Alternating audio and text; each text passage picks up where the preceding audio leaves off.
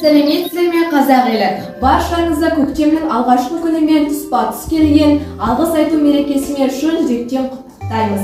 Осы мерекеге орай Шымкент қаласы білім басқармасына қарасты номер 52 мектеп лицейінің 7-ші А сынып оқушылары алтын жүрек челленджін жалғастырады. Алғыс күні аталыпты 1 наурыз, парыз екен бәріне айту алғыс.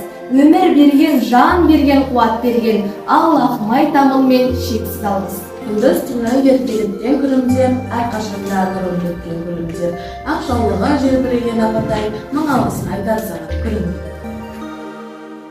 Сығыркен баласынан, аташым артылсын бар асылдан, алғысты бір өзіңе жаудырамын, көзіңнің салдың артық қарасынан. Күне құсын төрт бөлген, өзіңдей асыл жанды көрген, алғысым шексіз саған жаным анам, әрқашан тілеуімді тілеп жүрген. Ағайын тату болсас көптеген, жақсылықтар қашан бірге жүрген, ағайын бауырларға мың рахмет, қиындықта бір-бірін теңеп жүрген.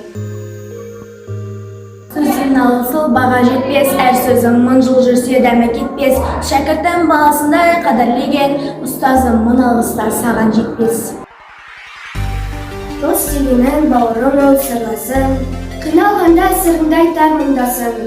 Шын достыққа тең келмейді ештеңе, алғыс айтып достық жыры жырласын.